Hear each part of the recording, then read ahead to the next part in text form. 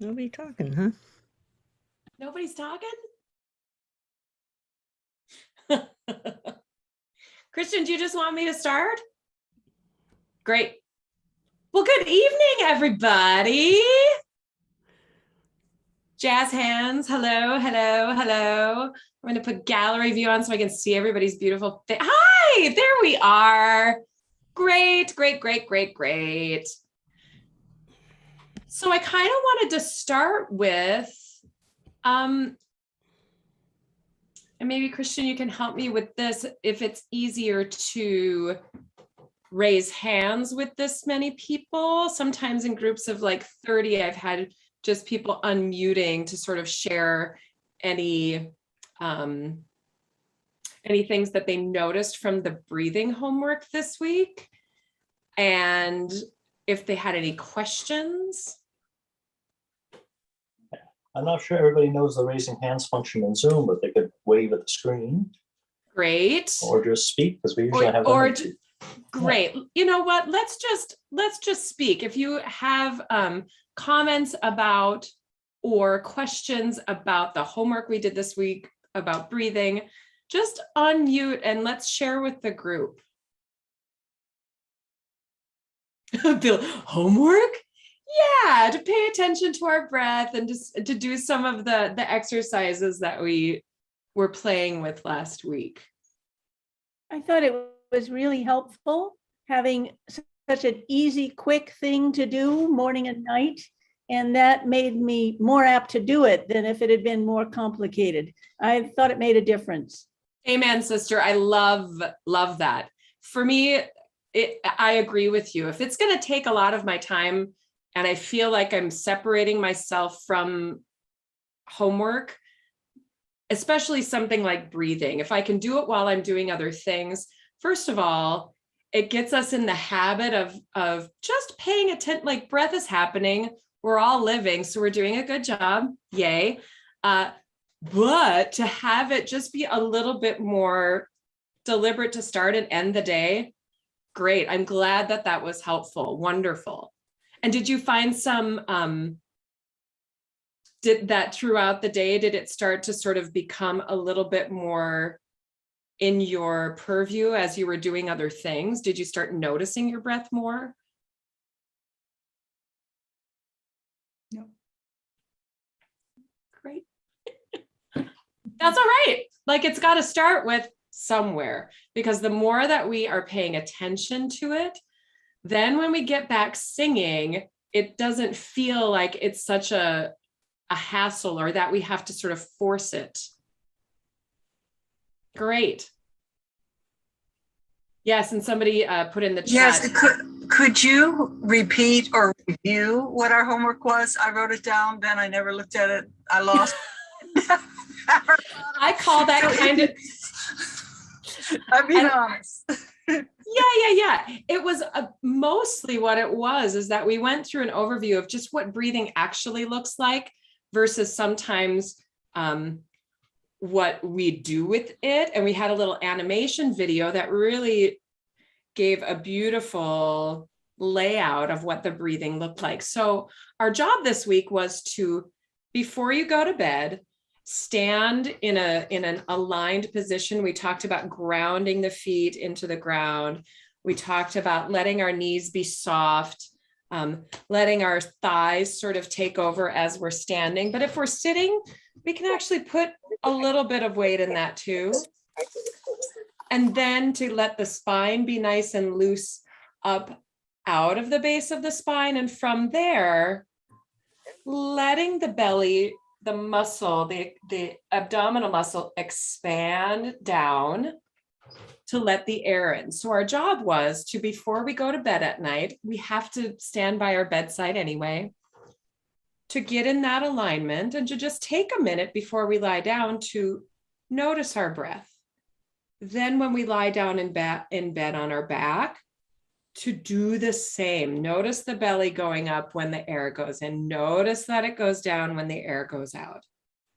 And then reverse it in the morning time. Before you hop right out of bed, just take a second to lie on your back, observe that breath, watch the belly go up, watch it go down, see how that feels, feel your back go into the bed, and then slowly stand up and transfer your weight. Do that little grounding exercise and observe the breath from there. Because a lot of times when we're having trouble, when we're singing with breathing, it's because we're trying to force one of the parts of the breath. Either we're trying to force the inhale or force the exhale. So this is a way to start gathering information about how does breath just move when we're neutral? No stress, no high notes, no long phrases, just nice and neutral, because that's the best way that when we are singing, the air can move through. And somebody wrote in the chat, lovely fit with other mindfulness practices. Yep, it all fits together. And I'm a big fan of that because the body awareness is key in singing so that we can really be connected to what's happening. Oh, I tried the breaths during my workout. Very cool. Love that. Aha, forgot the homework, but did concentrate on breath during hikes. Yes, great. So you did the homework, you just did it differently. Great, wonderful. Anyone else have any comments or questions about the breathing part that we did last week?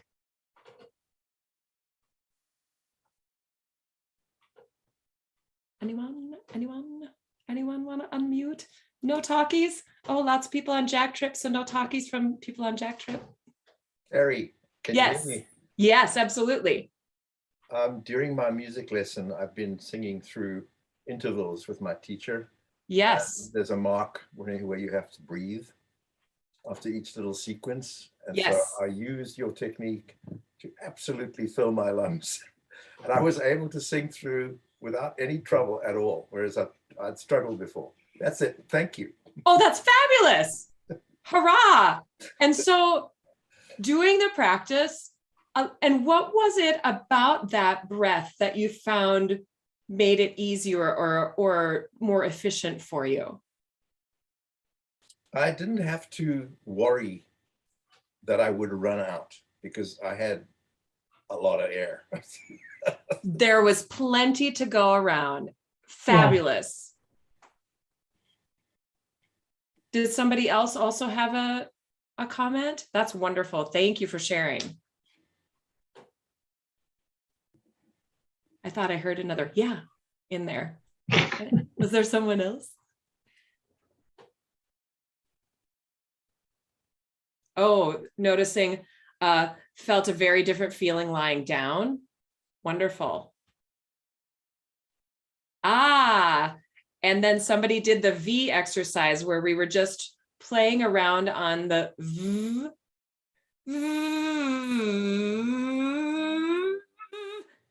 as a way to really sense that gentle expansion all the way around. It sort of gives us when somebody says to us breath support, I always get a little bit bajiggity because we kind of tend to overdo it. And in fact, I've done demonstrations where I'm overdoing it for the demonstration and pulled ribs out of place. It's not a good feeling, you guys. It's not a good feeling. So that gentle sort of buzzing the V on a pitch. In fact, let's just all do that together. Nobody's listening. Pick any pitch you like. Just something right in the middle. And I want you first to get in your seat, really feel your seat in your seat. Wiggle it around so you make sure everybody's nice and relaxed down there. Or stand. I see some of you standing. Wonderful. And then feel your spine release. Sternum is nice and open so that the shoulders can relax down. And allow the breath to come into the belly. So put one hand underneath your belly button. Let it come in. And now pick a pitch as soon as you're full on the next allowing of air in, and just do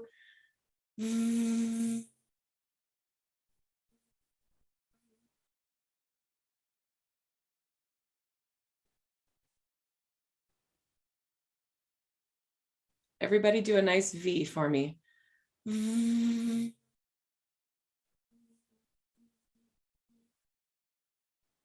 Can you feel how that gives you a clear sense of when you're being told to support with the breath, that the rib cage is just sort of gently buoying out, especially at the beginning of the V? Yeah, so it's nice to feel like when somebody says breath support, sometimes we like really work our way through to like, oh, support the breath. No, it's very, very gentle. I like the word, the breath is buoyed. It's just buoyed. And so this kind of leads into what we're going to talk about today, which is diction. Because sometimes we feel like diction inhibits the breath and then we get overactive. But there's a way to do it that we can really utilize all of those letters to help us. So I'm gonna share my screen and we will start. Are there any, before we go on, are there any more comments or questions before we go?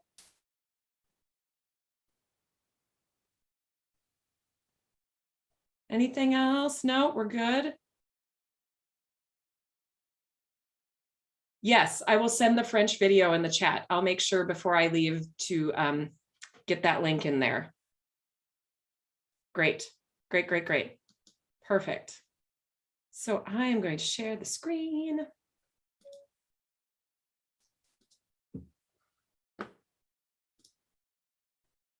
All right, today, woot, woot, we are going to talk about diction. So one thing we already know, that we are getting in shape to sing in person. Today, diction, friend or foe? I think we all know what the answer is, or what we know we want the answer to be.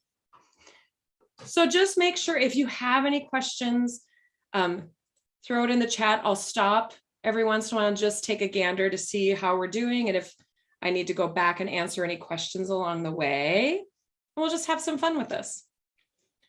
So again, we're talking about singing from the bottom up. So often we are so thinking about this and this that we don't go all the way through. So we've talked about the activator or the engine, the breath. The vocal folds require that easy breath in order to vibrate the pitches correctly. And then the resonator is the vocal tract, the nasal palate, the hard palate, everything that gets the sound out of our singing heads. And we talked about the grounding exercises, talked about the questions in the breath video. Great. So today we're going to talk about diction and how the tongue and jaw work together in diction. We are going to build some awareness of how to release in these places to equal freer singing, because we know that there always has to be everything. I teach all day long and I'm always doing this visual. So just take a quick look. It goes like this. Yep, one more time. Here it goes. It's up and down, it's in and out, it's yes and no, it's white and black and everything in between. Singing has a lot of things that happen in balance and in opposition to one another all the time. So we have to understand, where does the energy need to be so that the things that need to be out of the way and free can do so. So we're going to talk about that within diction today.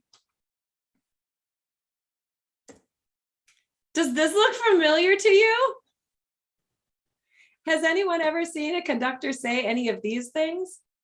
More diction, crisper diction, I can't understand you. Is that a word? Consonants, consonants, text, text, text. We've all heard it. And at one point, all of our eyeballs have done this. You want me to, wait, this is Beethoven's Ninth and I'm on a high A for 20 pages. How do you, what? Yep, So we're going to talk about that because it causes a little stress in our bodies too, which doesn't help the free singing. So I want you to watch this. Ooh, let me go back to, I'm going to stop share for a second. I'm going to go back to make sure I don't think I checked my boxes. Hold, please. There we go. There we go. Now I will go back. So this is fascinating. This is one of my favorite things to watch. It is an opera singer in an MRI. And you will get to see all of the functionality of the vocal tract. You're going to see this big wave of a thing happening in this video, and it's his tongue.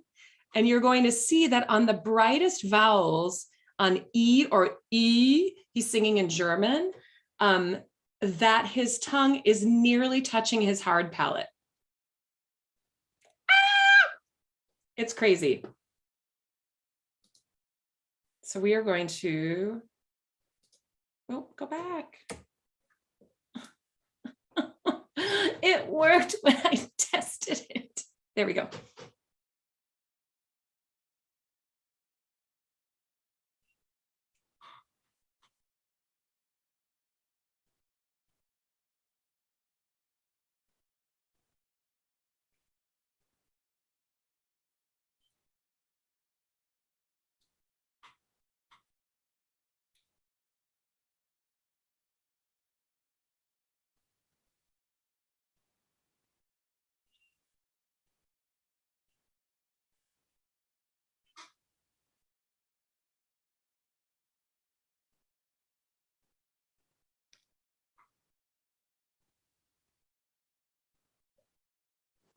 Hey, Carrie, this is Christian. I'm not sure the slides are advancing.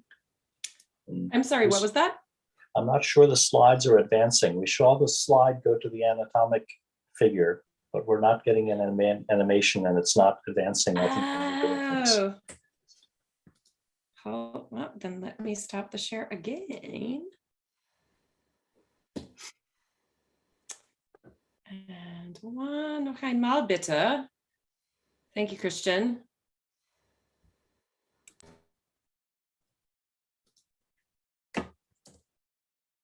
How about now? So now you're not sharing. We see your face. Cool. That's great. I tried this with my family. I made them do this with me before 3 different times today. I'm like, how about now? Okay, how about now? Troubleshooting. How about now? We saw your cursor hit play. Your mouse hit play, but the screen isn't changing. What is being displayed is not any different. I am not sure why the YouTube videos just don't want to work this time around. That's weird. Because it was working all, and I did what we talked about. I downloaded the thing. So the only thing that's coming from the internet is this video. I got it. Press the play button. She did. We saw her hit the play button. I wonder if your presentation isn't being shown in several windows on your computer and you need to choose a different one when you share screen. Does it give you more than one view of your presentation? No, it sure doesn't. Oh, rats. Oh, actually, you know what? Let's try what we did last time where I had the navigator screen on. Yeah, let's try that. I don't know why this isn't working this time around. Okay, well, we're just gonna try again because I think it's really important to see this. So if we can get it to work, I'd be super happy. Does that seem to be working? So now hit the play button. Let's see if we see anything. Just thinking about it. Yeah, it works. Yep.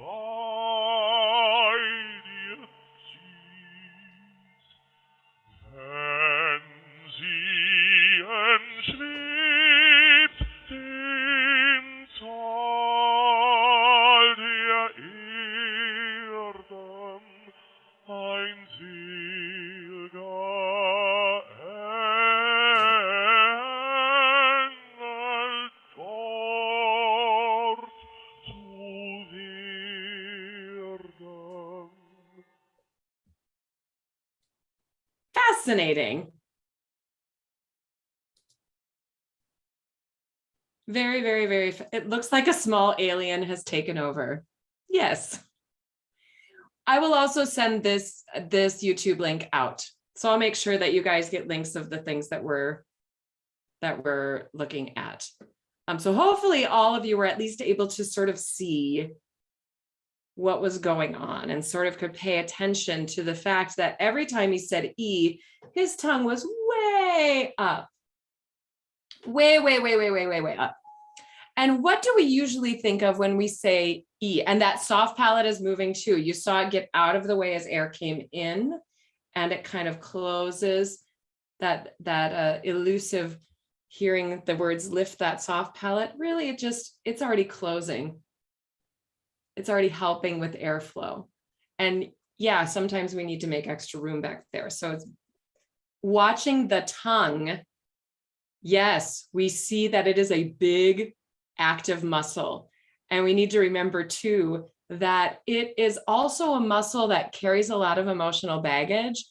Cat got your tongue, hold thy tongue, don't speak until you're spoken to, all of these things. And we go, oh, and we pull it right back. So it's one of those response muscles in our body that if we get nervous about something, we, without even noticing, yank it back. And so, dear sopranos, how do you think high notes are affected when your tongue yanks back when we're nervous about a high note? Yeah, it's not. Yeah, bite your tongue. Yeah, it's not good, because what happens then is we're blocking all of the airflow. So we are going to talk about how the tongue makes the vowel in our mouth. So thinking about what we just saw in that MRI, you can see with the red line, that's the E vowel. That's the brightest vowel possible. We don't need any of this to make E. We just need E. So try it. Put your tip of your tongue behind your teeth and see if you can get the center of your tongue to arch. Uh-huh. Now say E. Uh-huh. Now poke the corners, kind of the hollows of your cheeks while doing it. E. Oh yes, that is a different sound, my dears. Do it one more time and see if this makes sense when Ming is saying, your E's are too spread. If you ever hear that in rehearsal, just give yourself a little poke because your muscles are trying to do too much. E. Yeah, great. So now let's go down the lines that are on this little diagram here. So we've got E, A, and ah. So tip of the tongue at home base behind your bottom teeth. Center of the tongue slouching up. Poke your face. So many things. And I just want you to say E, A, ah. All in that same space while poking your face. E, A, ah. Can you feel how the airflow over the tongue is nice and open? I would love, actually, is there any comment on how this feels? Does anyone feel like they want to unmute and sort of share what it feels like?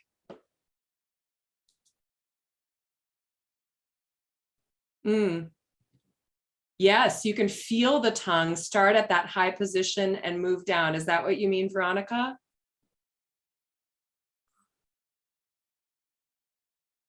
That's exactly what I mean. And isn't it funny to understand that it's not very far away, but far enough. And to start so high probably feels a little foreign, yes? Mhm. Indeed. Very cool. Thank you. Mm. Mm. Great. Mm. E. Ah, yes. Are you guys watching the chat? Much easier tone, powerful. Can really picture my tongue in the positions as I sing through the vowels. Great, great, great. E feels easier than ah. Aha, Christian. Yeah, because that is the position that actually gets the root of the tongue. Feel underneath your chin. Just put your thumb down there. That's your tongue. Oh boy. And if it gets hard and stays, if we go ah and make Muppet sounds, all of the air gets blocked. So E is for many people easier than ah because it gets that tongue so far out of the way.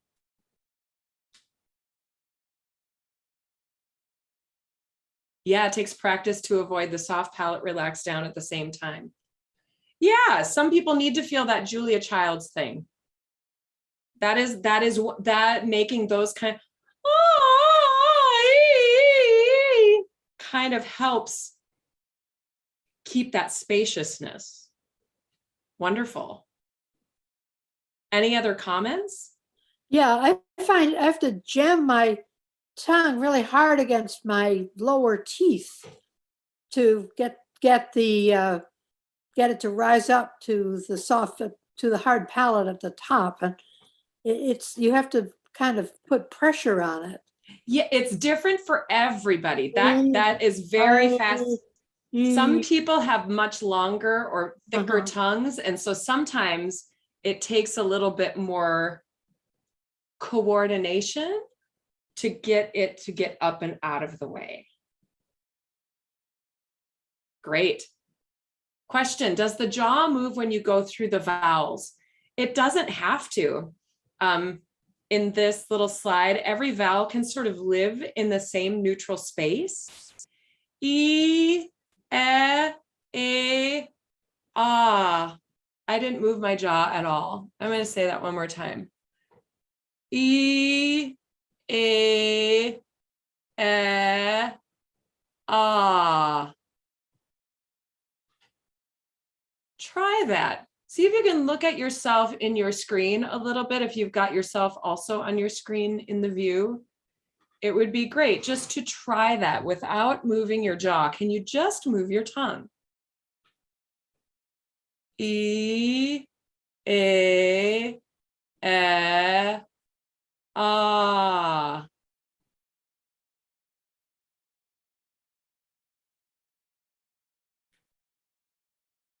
Now, let's put all of those vowels on one pitch. E,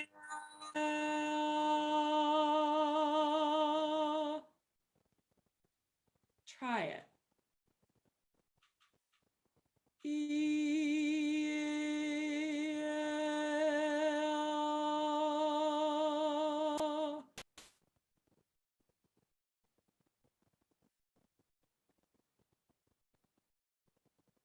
How did that feel as far as feeling the air going up and over the tongue? Did your tongues kind of try to do too much when you started adding pitch? What did you notice?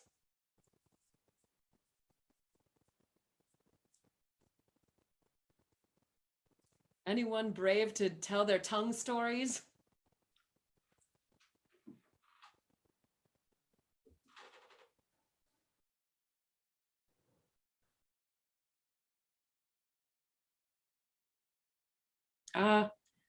Rely on Alexander technique to relax what I don't need to use. If you've had that, it's pretty awesome. Great. Oh, great. The visual made me want to sing down a scale. Shows how hardwired the visual brain is. to take over. Interesting, great, and also great. Something to play with. It's hard to feel my tongue. It's not something we get in touch with very often. So just like we talked about awareness of the breath, this week we are going to make friends with that big fat muscle in the middle of our face. It's going to be fun. When my tongue slips back, I think my jaw tightens. Yes, the tongue and the jaw are very directly related, as they both connect right here. So feel that right by your ear. So there's the hinge of the jaw and the tongue are right there. So yes, when one gets tight, the other gets tight. I like to think about the coordination of the tongue and jaw when I'm singing, like a puppy that's nuzzling in a door that's shut. How they sort of wiggle their nose through. So the puppy is moving one way and the door is moving another way, but they're working together. So we've got this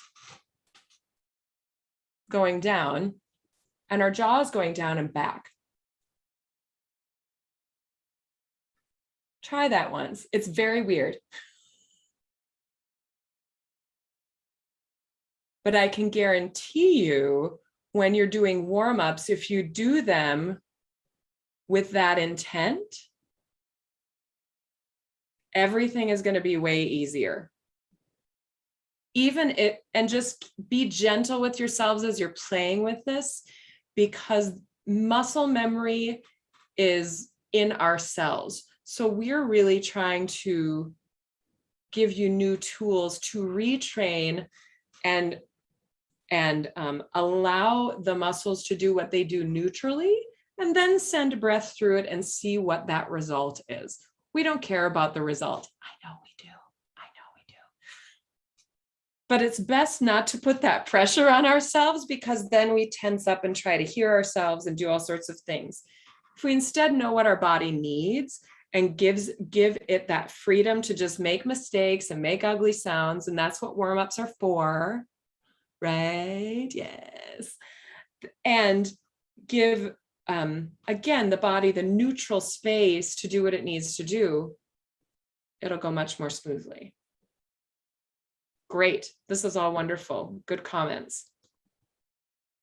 So now we're just going to talk a little bit again and practice some jaw and tongue awareness building exercises. So let's go back to that idea that tip of the tongue behind the bottom teeth is sort of home base. And the arch of the tongue is going to look like this if this is the tip of the bottom teeth. And it arches up. When we shut our mouth, I won't say all cases because I've had a couple of students that it's not this case. But for the most part, if that's already arched and we shut our mouths, the hard palate, that's this hand, kind of closes over, and like snug as a bug in a rug, the tongue tends to snuggle right into the hard palate. So try that.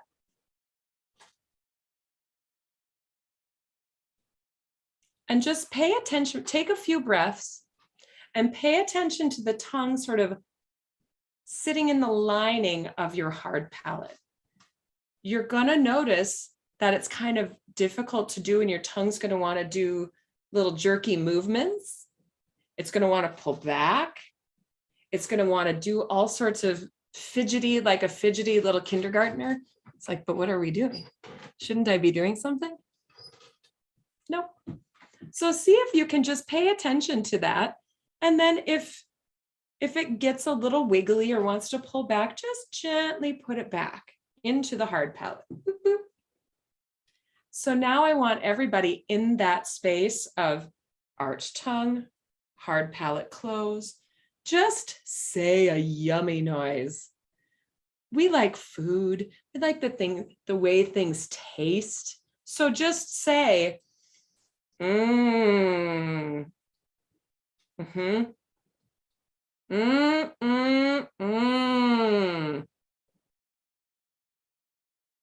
If you feel your tongue moving back in the way, put it back into your hard palate, and you can lean it just gently for now, not forever, for now, up against there if you need to.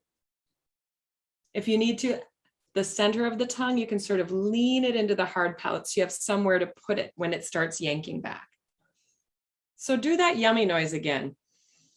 Mm, mm, mm.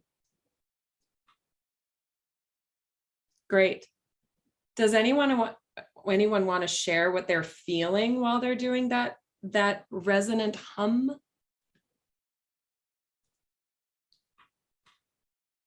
Anyone? So now just down the scale, just 5 notes.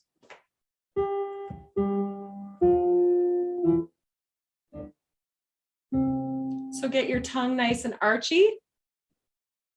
Put your hard palate over it. Let air just come in your nose and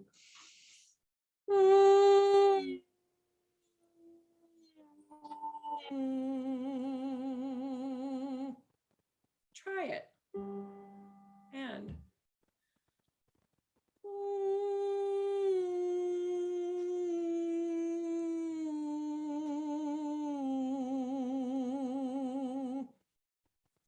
And I'm going to say something you've never heard before. Anybody who's been a choir singer all their life, we're always told to put an O in the back of our mouth for it. Just M. I want you to feel the difference between and can you hear the difference? Listen one more time, and I'm going to tell you exactly why I want the non-O one.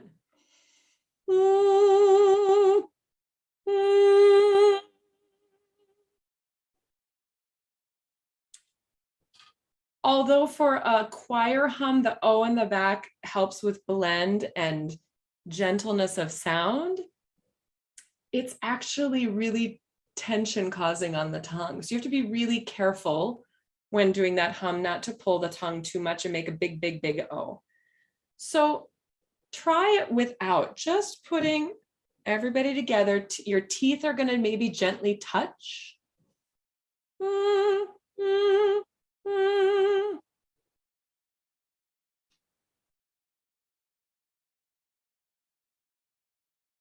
Good.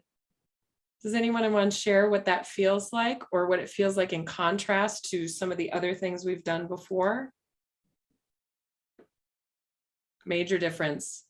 Whole head is vibrating. I'm a big fan of that. Nose vibrates. Yes, yes, yes.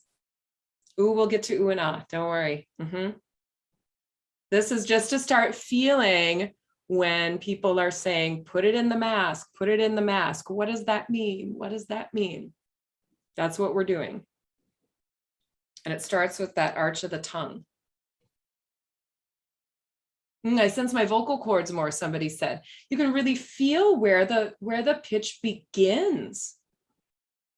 So we all know this is the vocal tract, and our vocal folds just sit right about here.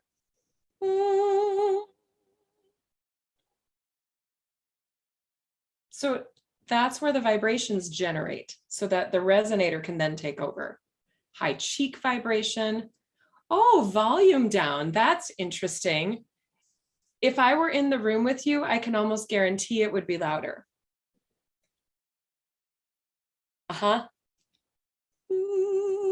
Versus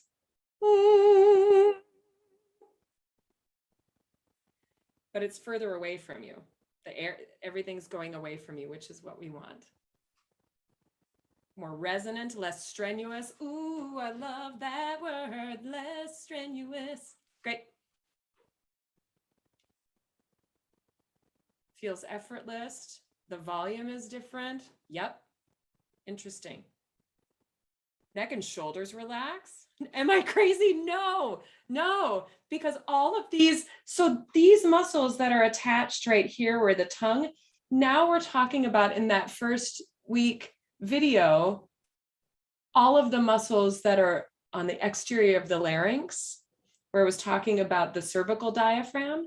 If your tongue is relaxed, guess what else relaxes? All of the muscles on the external part of the larynx, which means there's more ease in the sound.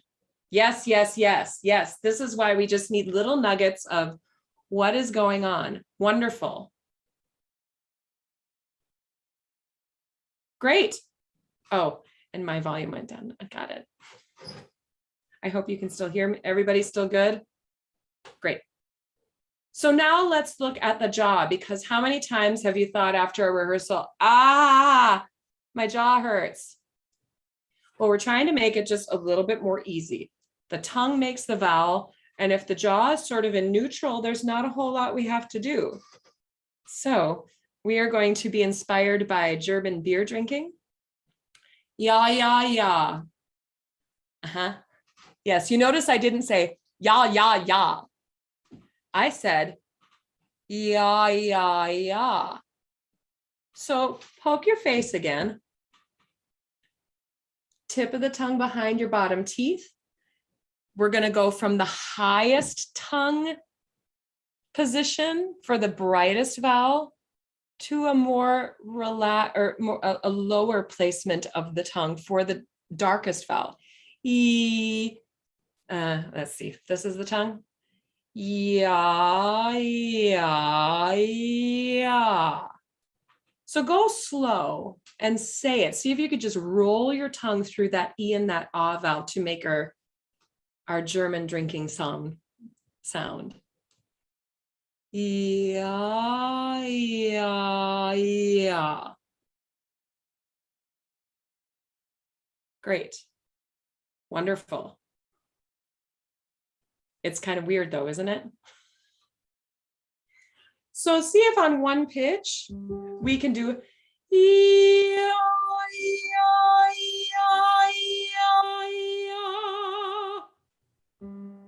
just moving through from the brightest, tallest tongue placement to the more downish for the ah vowel.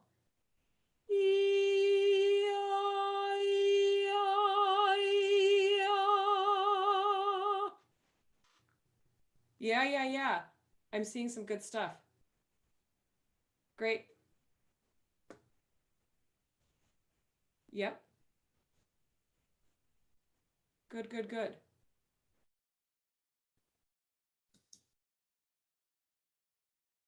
So in order to make diction our friend,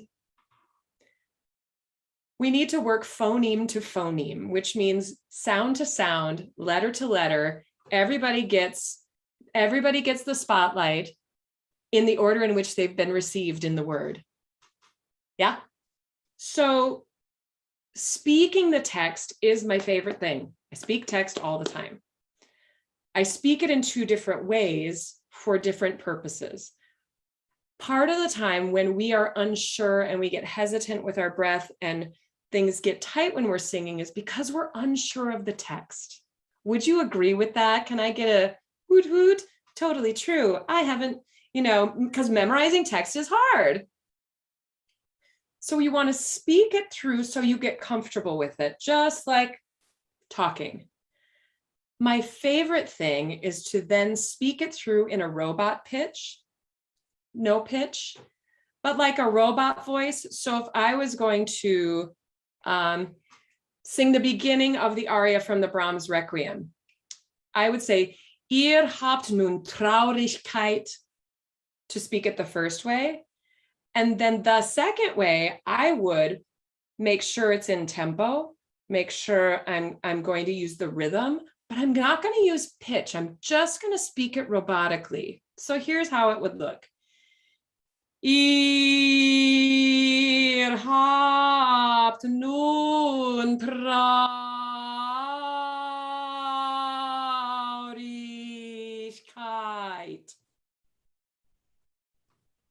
It seems mundane, but most of the work is being done for you. You've got the rhythm going. You've got feeling how the consonants and vowels talk to one another most readily with that breath moving through with a resonant sound, but you're not worrying about also going, oh, is that pitch okay? And does it sound pretty? Nah, you're trying to sound like a robot. Takes half of the stress off of it.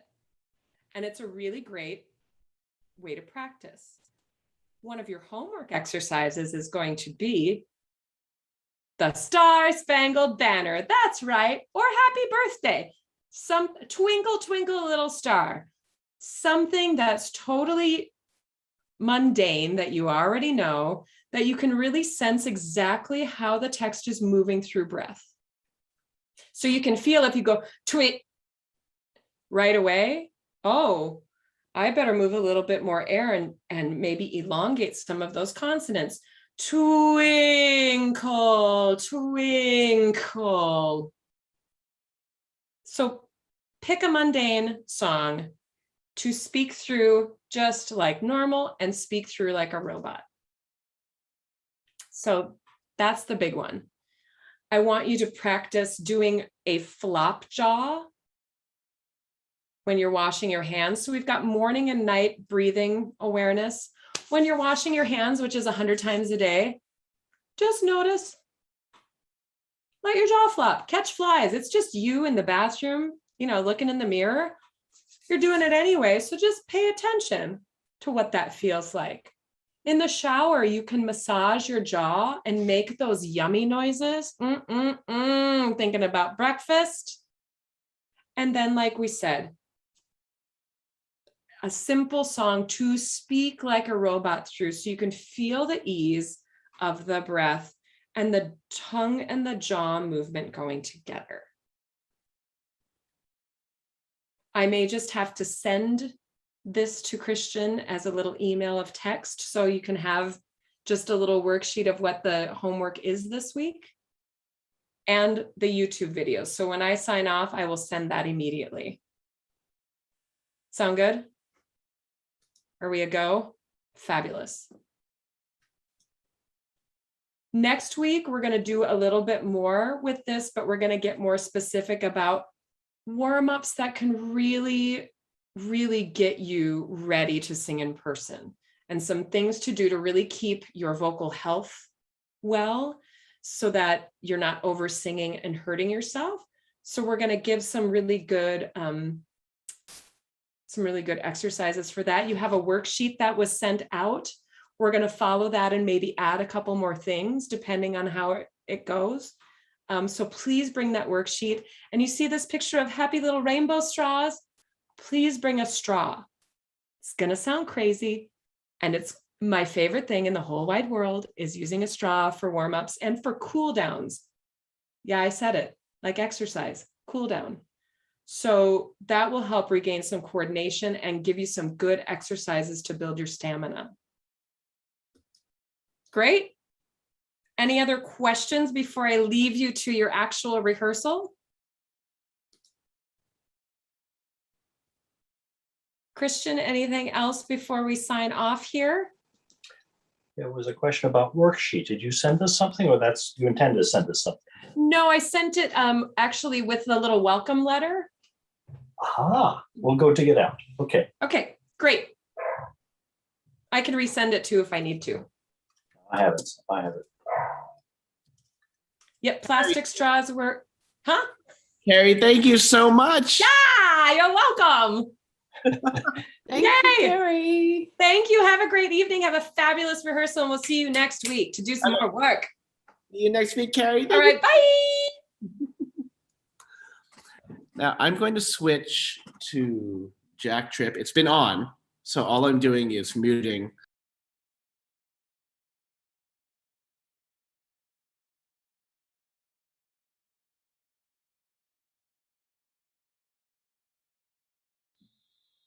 Did Carrie send the link to the video, the French one? It's in StoryCorps also.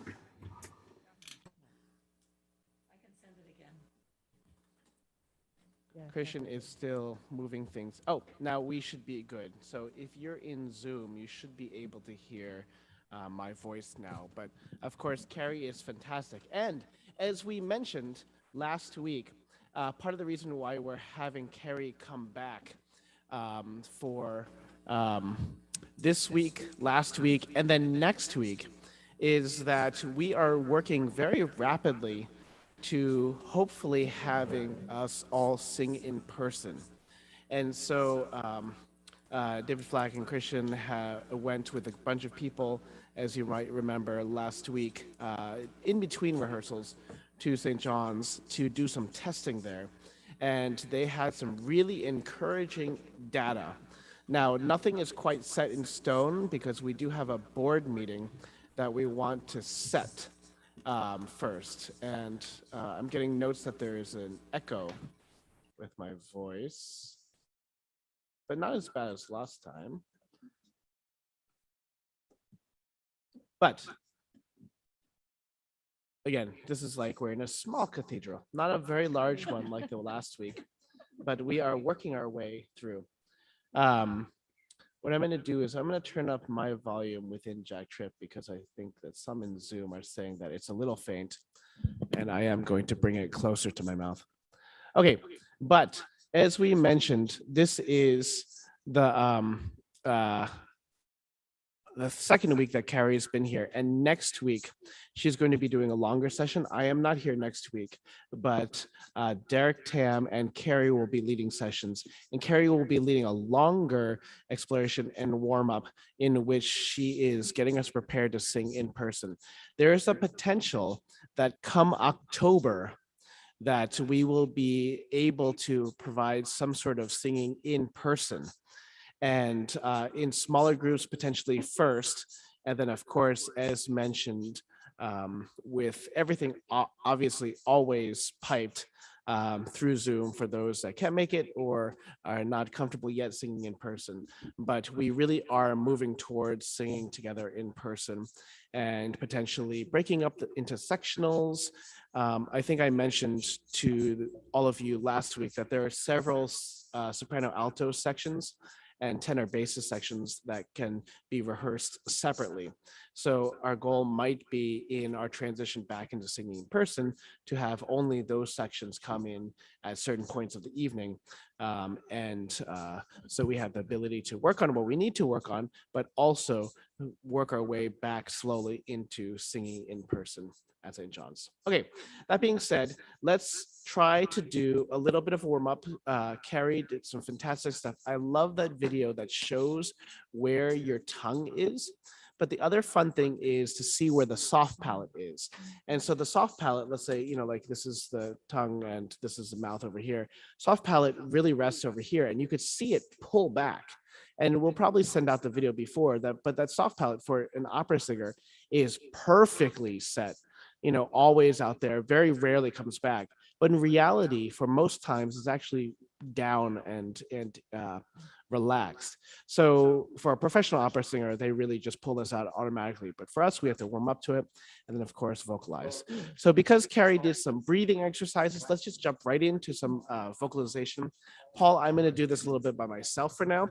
And then when we get to the Mendelssohn and the Brahms, we'll do our coordinated combination of Paul and me.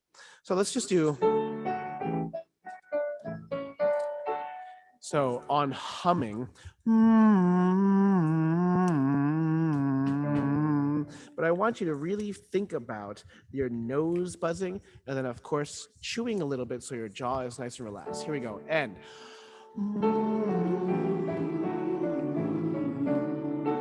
nice drop jaw.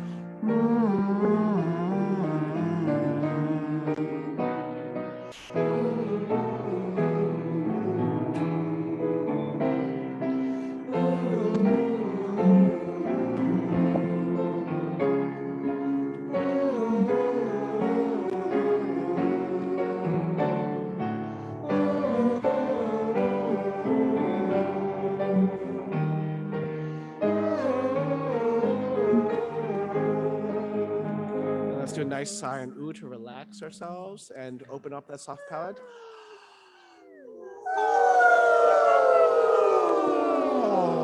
And drop your jaw while you do that. Now let's do that same exercise. Excellent length. I love that length. That's fantastic. Really ease into the whole range. Let's do Same exercise, but ni vu ni vu ni vu ni vu ni. And the cool thing that Carrie showed with herself as well as in the video is that the formation of the vowels and your lips have very little to do with each other, except for very few vowels, like oo, right? But ni, when you do an e vowel, it has nothing to do with your lips, but it's all to do with your tongue shape. So when we do ni vu ni vu ni vu ni vu ni, there should be none of what she said about that spreading that I talk about a lot. She mentioned too, nothing that spreads, shortens our vocal tract, but that it keeps nice and relaxed and even extended a little. Let's try it again. And ni vu ni vu ni vu ni vu ni, and ni vu ni vu ni vu ni vu ni. Nice consonants. Yes, use the consonants to connect.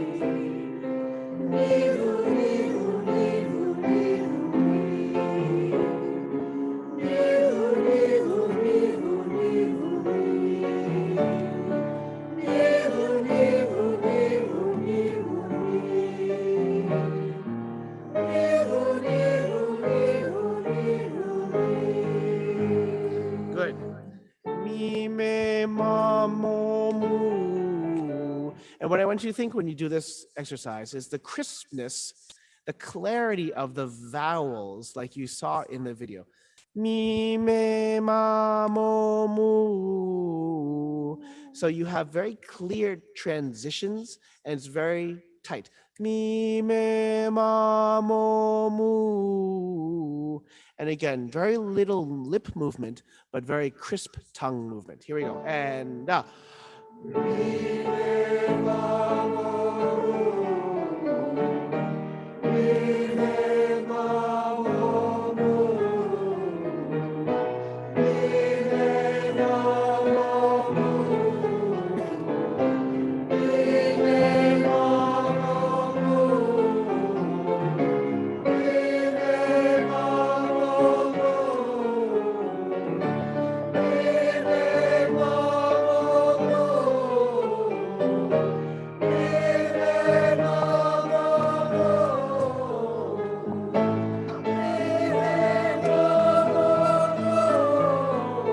right.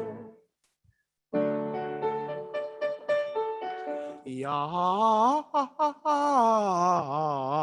And the goal for this is on the way down that you don't drop your soft palate. Yeah.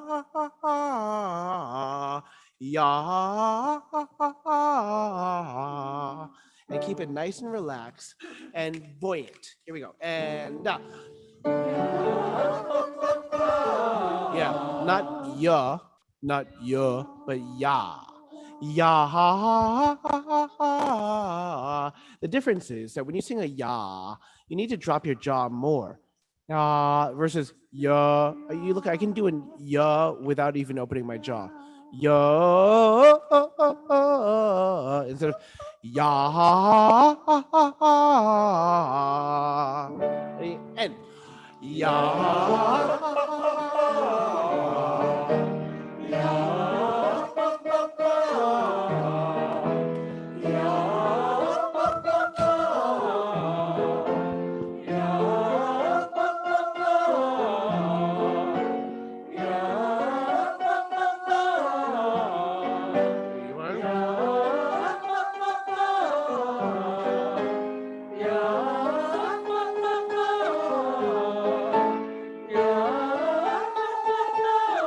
Nice, nice. I see. Very good.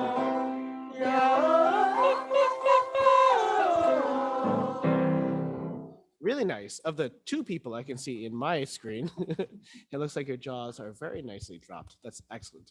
Why don't we go to repertoire directly and let's look at the Shiksa Sleet. And so we're going to start at the very beginning. And remember that the altos have the melody before everybody else begins.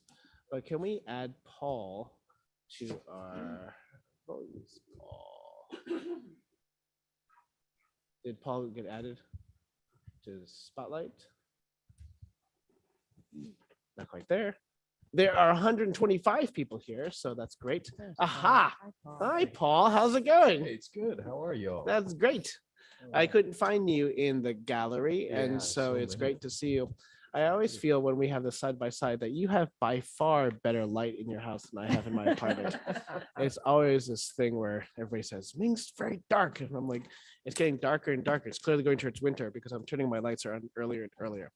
So what I want to do is continue to sing on ooh, but I want to start at the very beginning of the vocal lines, maybe starting at bar 27. And so we're going to hear how this is, what we kept from last week, and maybe just read through a bit of this. Okay, so Paul's going to start at bar 27, 2 full bars before the altos sing. And again, feel free, especially if you're on Zoom, to sing along with the altos if you want, but all 4 voice parts will come in on bar 34. Paul, take it away. Are we on number 1 there? Oh, no, we're in Schicksalslied, Brahms. Oh, I'm sorry. I'm in the wrong piece. Can't take it. Okay. Got it. Thank you. 27. Yep.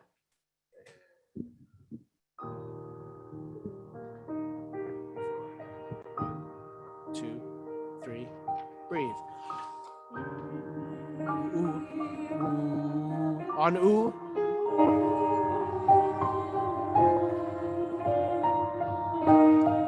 Two, three.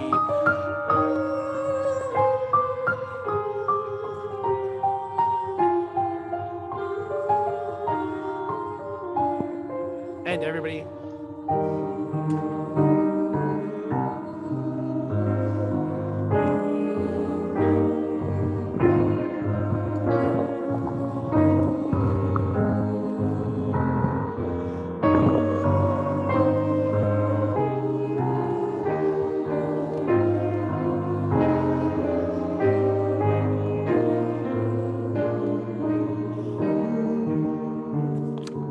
Off. 1, 2, 3, 4.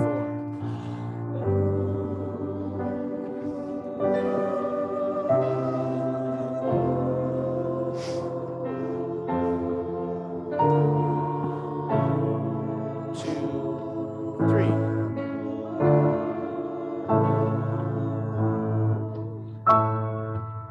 And breathe.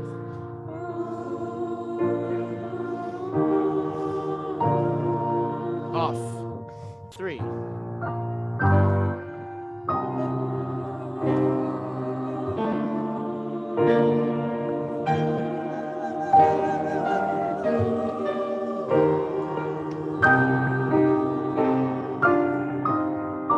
End.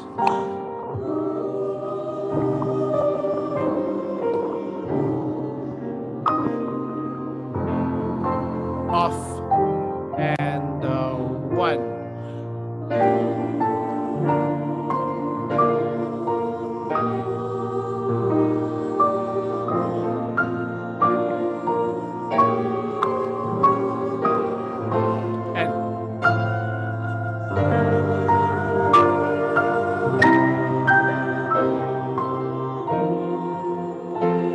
And 3.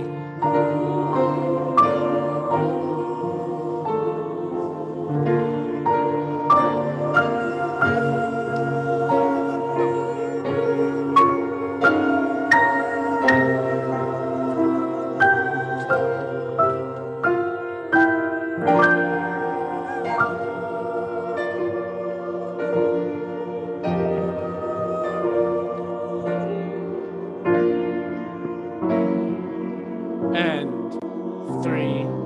And 1. And 1. Off.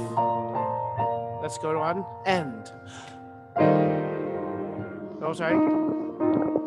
Wait, one second, sorry. Okay, let's go. Let's stop right there. Okay. Don't forget that bar 65. Do you see that the piano orchestra has continuing? So we don't sing for there. Okay, let's go back to the very beginning. Okay, really nice legato. let's start on bar 34. Can you start with your first pitches? Third pitches. 1, 2, hold the downbeat, end. Just stop there. Good. Now, I hear a lot of different vowels. I hear but we had ooh. Ready? To hold the pitch, end. Yeah. Tenors are much higher. Yeah, stop. Okay. Just basses and tenors. Tenors, you're much higher. It's a third of the chord, so it needs to always be tuned higher. 3 tenors and basses, and yeah. Ooh, pure vowel. Okay. Let's hear all 4 voice parts starting from bar 34 with Paul. 2, 3, and.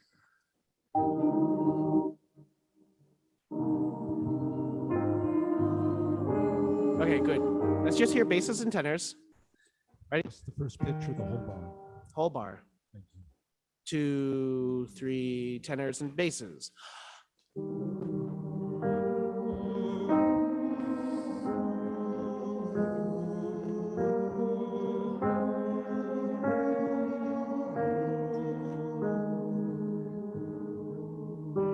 Good, not bad. Tenors, don't forget you take a breath. That's a half, not a half note, but it's like a half note with it's a quarter note with a breath. All 4 voice parts starting from bar 34, singing through. Okay.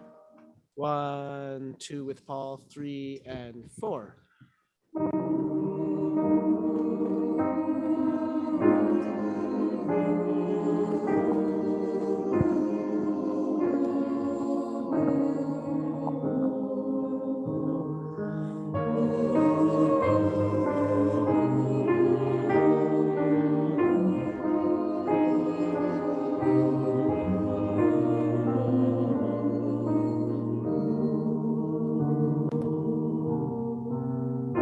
Good, excellent. Be very aware of the ends of your notes because right now there are people, we're entering generally okay together, but that last note is only a half note. It only is 2 beats. And if you continue singing the same chord, it clashes against what Paul's playing. Can we do that again without Paul? Ready? 1 and 2 and 3 and breathe.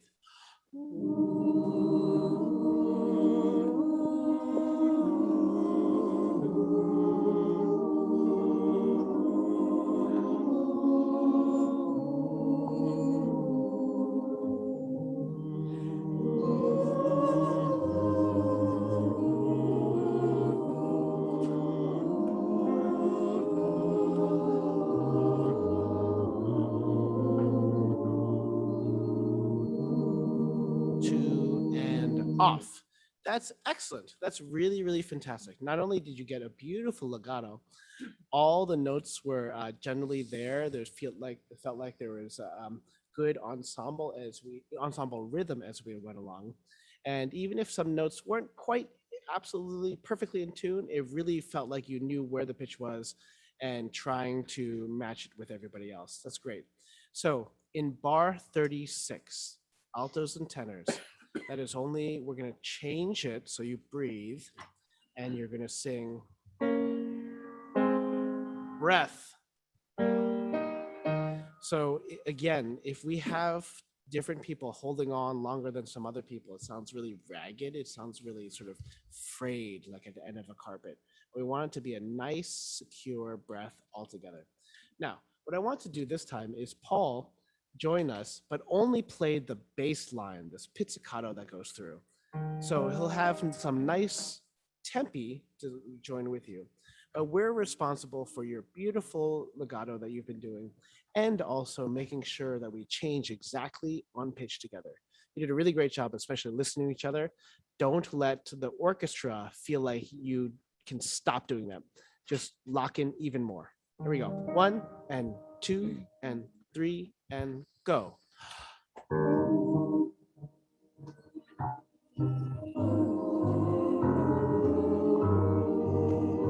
Yeah, listen to each other and Paul. And breath except for basses. Alto with the beautiful.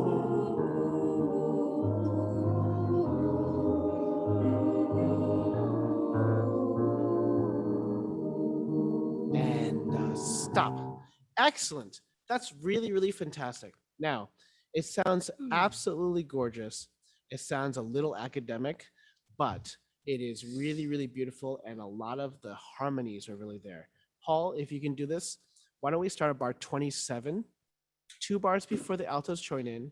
Let's do all of this section and then continuing on. So start from bar 27. Okay. Whenever you're ready.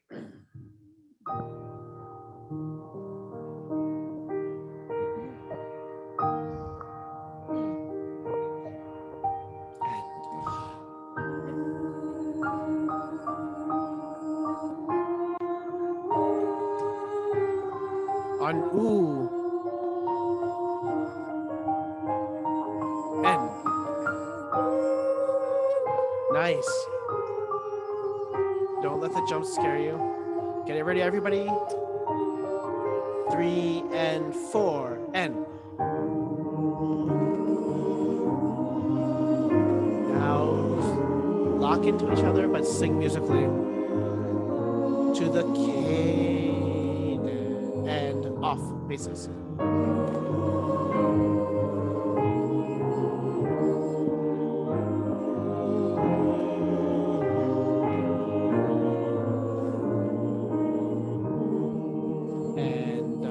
Off.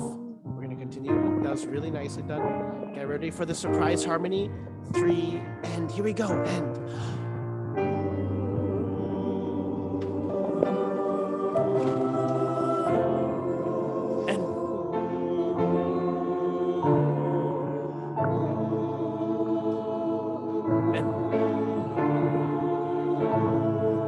off.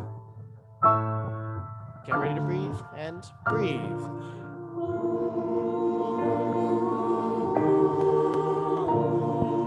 Off. Tenors. Yeah, okay, yeah. So there's a section there at bar 46 where people come in early, but it's the tenors only that sing their note early. So you see the tenors have a note where nobody else has a note, so you can't come in. Okay, let's go back and do bar 41, which is the last bar on page, it doesn't have a page number. Rehearsal C. You sing that opening chord on oo, 2, 3, 4. Nice. Now, for this next section,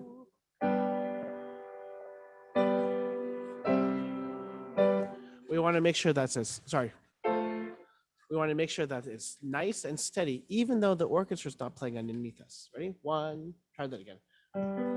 1, 2, 3, 4.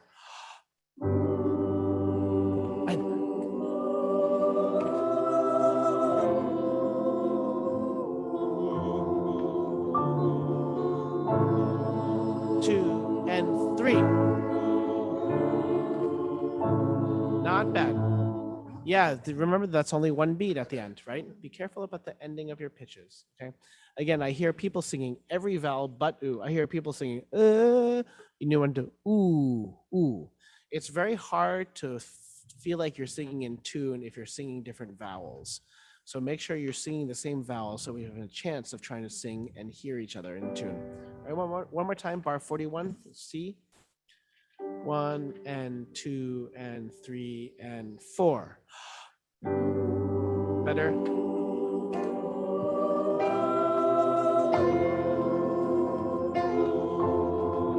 Yeah, okay, let's stop. Let's do altos alone. Your pitch changes over the bar page. Okay, right? Altos alone, 2, 3, 4.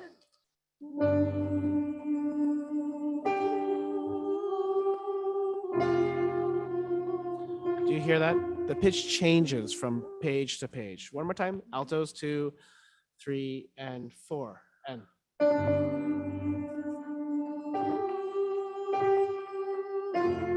that's it. Okay. All 4 voice parts. All leading us from 2, 3, 4.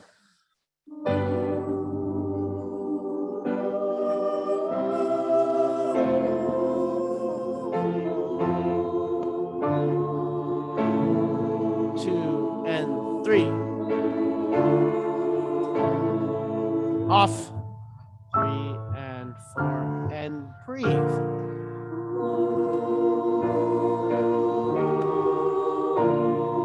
Off.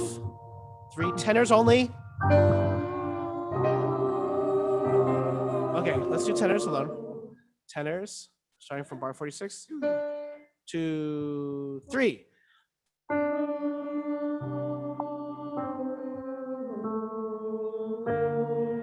Good.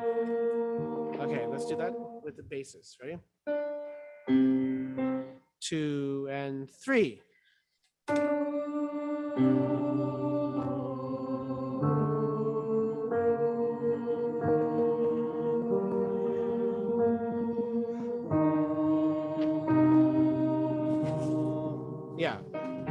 Yeah, make sure you just go down the octave. Let's do that with the altos and sopranos, so all 4 voice parts, starting from bar 46, okay? So only at the entrance, I'll give you 1, 2, 3, then tenors come in only, then everybody else, right? 1, 2, and 3, tenors, everybody.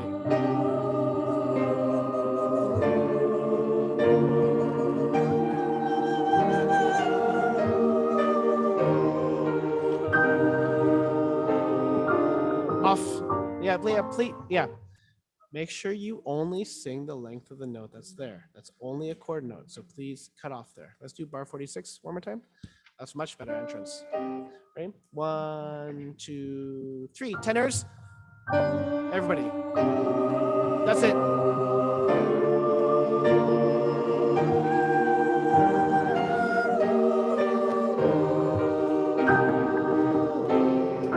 Off. Yeah. So there, yeah. So you have to have a pulse underneath you. Some people are ending early because they're scared of being too long. Some people are still singing longer. Just sing pa, pa, off. Let's just say that. And pa, pa, off. That's it. So let's do those 2 chords. Bar 49, sorry. Off. Ready? Here we go. 2 and 3. Just those 2 chords. And off. One more time. Bar 49. 3 and 4. Off. Ready? Let's do it without me this time. 2, 3, and 4. Yeah, better. You have to have the sense of pulse in you, knowing that you go 1, 2, off. And then you also have to connect to everybody else. So you try to do that together. Can we start bar 46 with the tenors and then everybody on bar 47?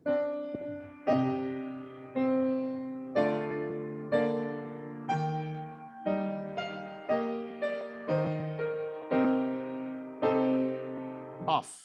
Okay, here we go. 1 with Paul. 1, 2, 3. Tenors only. Everybody.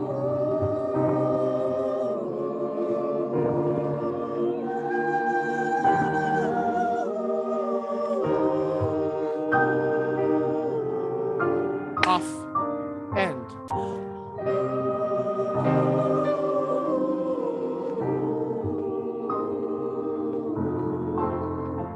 That's perfect. Yeah, so great. So bar 51, you all did it together because it's very similar to bar 49. But bar 51, you sang 1, 2, off. And so that's what we need at each time. You just need to be aware not only the beginning notes, but the end of notes too. Okay, let's do this section starting from bar 41, C. Okay, bar C. Rehearsal 41. I'm sorry, bar 41 with Paul. 1 and 2 and 3 and 4.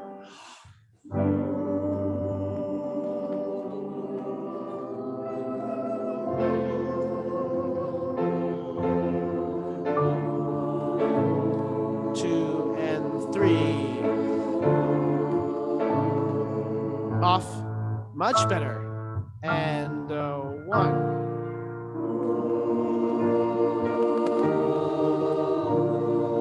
Off, and breathe tenors, everybody else. Excellent. That's it.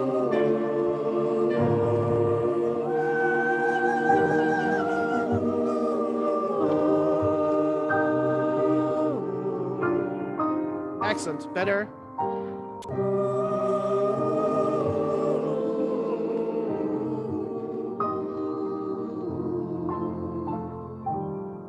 Almost.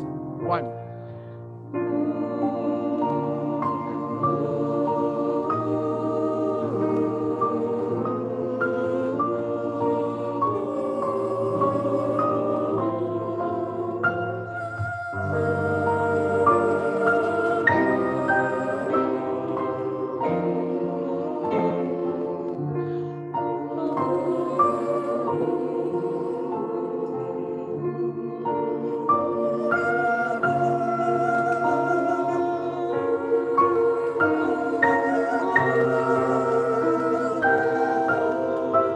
Breathe.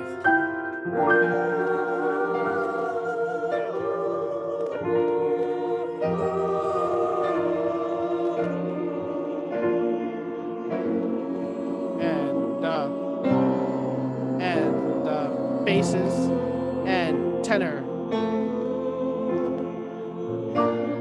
Good. So yeah, no, same thing. Okay. We really need to keep your vowel ooh. It's not it's ooh. You have to be able to sing just a nice vowel.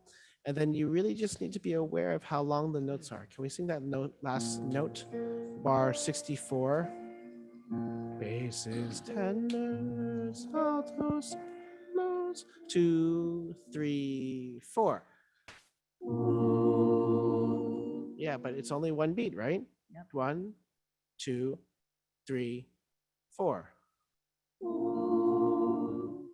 Yeah, better. There's still one person that held on, and let's try again. 2 and 3 and 4. Yeah. So you hear there are people saying oh instead of ooh. You have to protrude your lips. Ooh. Now let's do the 2 bars before that, starting from bar 62.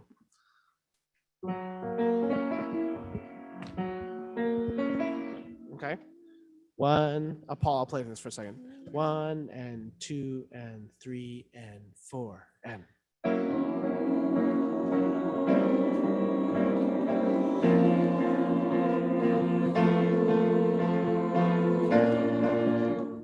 Right? Now, that pulsing that I did needs to feel how you feel the line. It's not just hit the chord and just sit back and then hope you just change together. But there's an underlying pulse that happens the entire time.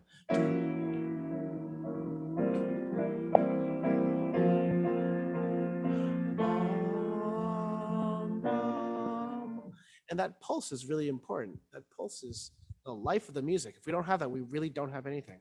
Let's do that again. Basses, tenors, altos, sopranos. Ready? 1 and 2. Now try to see if you can hear the piano that I'm playing underneath you. 2 and 3 and go.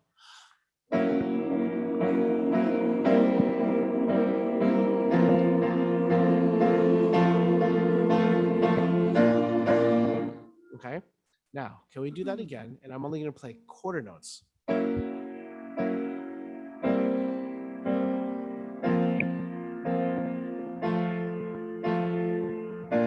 But I wanted to have the same sort of pulse that the other one had.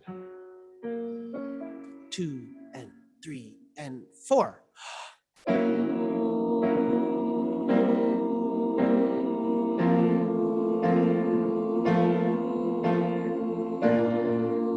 Yeah, tenors, make sure you don't turn too early. The altos and altos and basses change before you do, and then they change again, and you still don't change. Okay. Ready? 1 and 2 and 3 and 4. Altos, basses, sopranos and basses, tenors. That's better. Okay. Now, can we do it with Paul, who only plays on quarter notes and not really when you change? Okay. Ready? 1 and 2 and 3 and 4.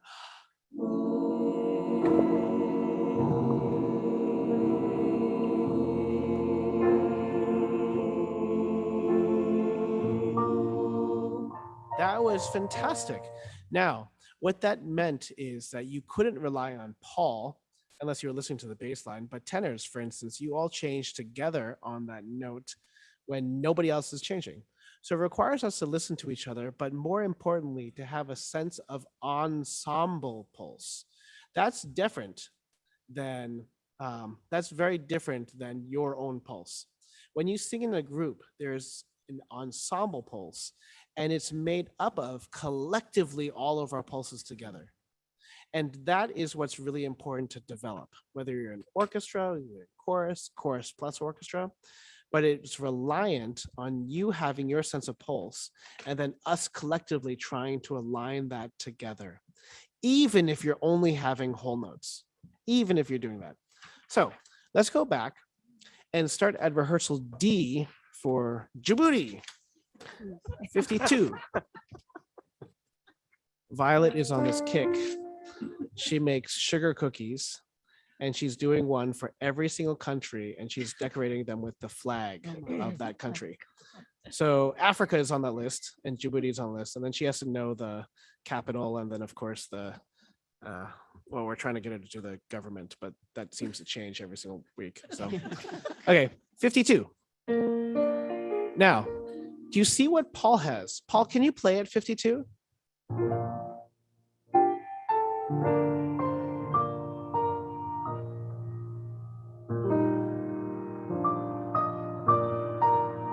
So Paul almost has his own melody, and it's almost like your chords. Just listen. I mean, that's what you have, but Paul has this beautiful melody.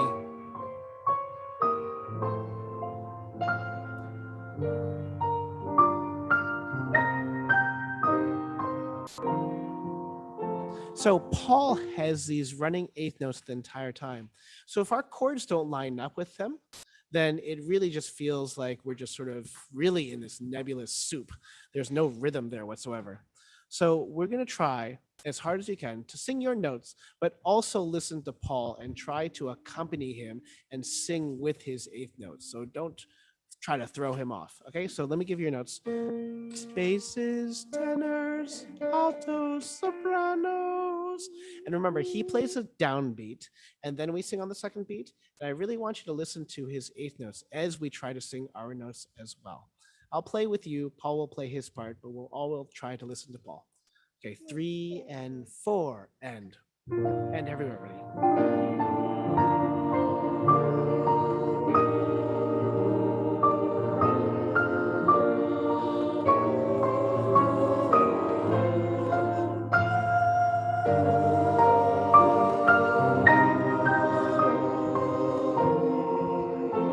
And 1, sorry. And 3. Listen to Paul.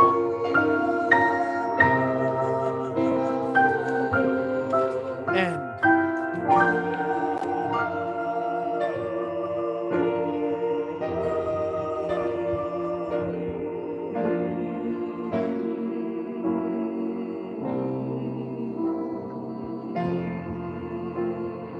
tenor. Good. So my favorite part about this, just look at the text. So if you're starting at rehearsal D, like the fingers that wake the harps, bless inspiration. Like the fingers that wake the harps. And don't turn the page yet. But all this time, Paul has been playing.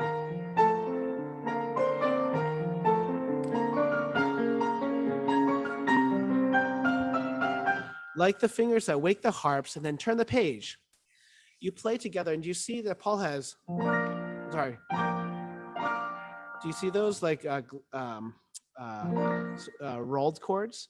It's like he's playing the harp, but also when you sing a Heiliga, you know, heavenly, you suddenly take over the melody. You sustain, and then he just accompanies you. So all of a sudden, whereas you were accompanying Paul before, and then now you are the melody, and then Paul takes over.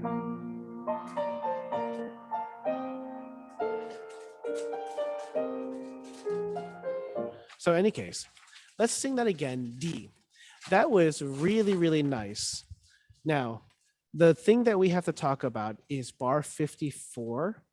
Bar 54, we need to take a breath as if you were a soprano. So when you sing the first 3 beats, end. So that we don't feel like we suddenly lost the sopranos. So you're going to just take a little comma as if you were going to breathe for the 4th beat. But other than that, it was really, really, really wonderful. Let's do the same thing. I will still play around. I'll play along with the choral notes. Paul will still be the soloist playing the harp. And we're all going to accompany him. Here we go. Basses, tenors, altos, sopranos. And remember, Paul has the downbeat. So don't sing on bar 1, but use his downbeat to be like your breath. Breath. Okay, here we go. 3 and 4 and Paul. Accompany Paul. Listen to his 8th notes.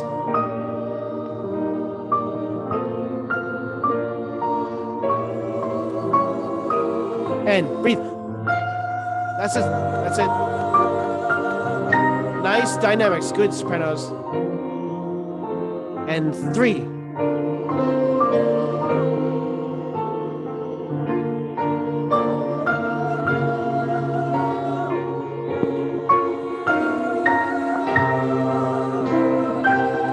Get ready and take over.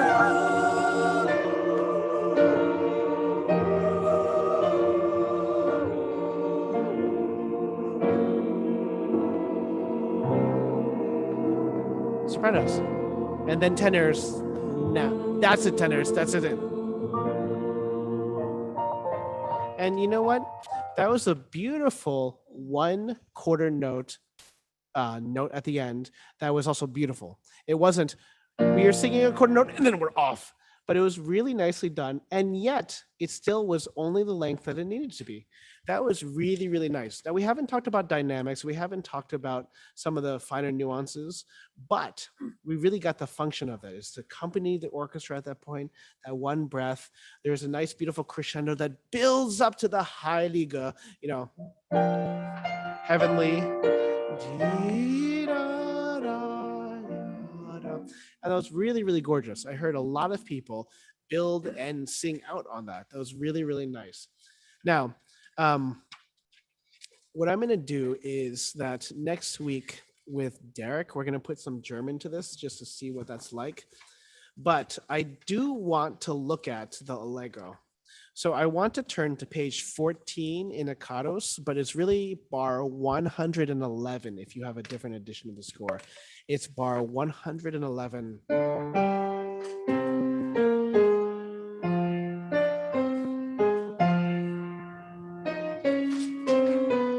And I want to read through this. And I don't know, Paul, is it possible to play like mainly melody?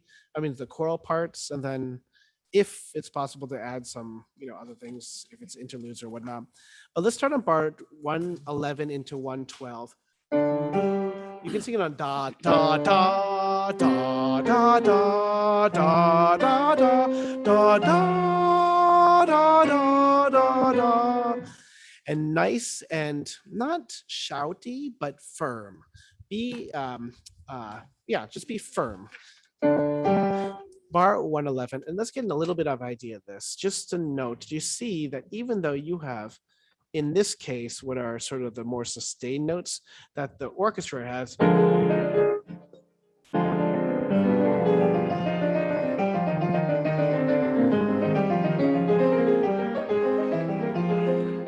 It's just fun. Okay. Sorry, I got carried away. Bar 112 with pickup. With Paul, we'll go 1, 2, 3, and da da. Okay, like that. Okay. Now the same thing. Don't sing da da da da da, but da da da da. It sounds really, really harsh when the microphone's right here. But da da da da da da. Make sure you're singing a da instead of duh, because da da sounds a little like duh. Okay, here we go. 1, 2, 3, and Da da da da da da.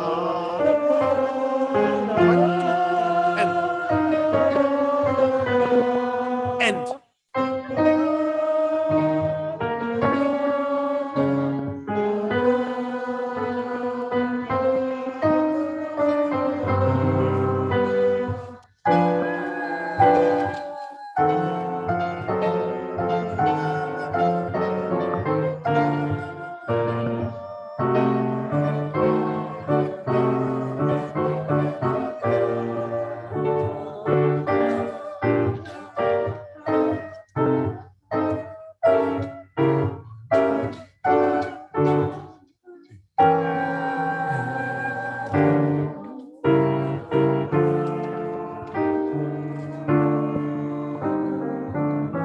Okay, stop right there. Now, this is the fun part. Brahms does this all the time. And that's where we have 3 to a bar, 1, 2, 3, 1, 2, 3, 1, 2, 3, 1, 2, 3. And then in bar 146, he has this hemiola. And hemiola is supposed to be where you take groups of 3 and you suddenly change the beat. Well, it's like groups of what's supposed to be there and you change it.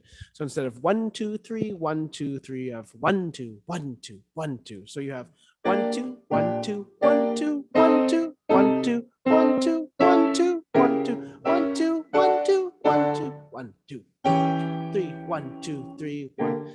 So there's a very famous hemiola that you all know, and that's Bernstein, who teaches it to us, as he always does, in a really fun way. I want to be in America. Okay, by me in America. Everything's free in America. Da, da, da, da, ba, ba, ba, ba, ba.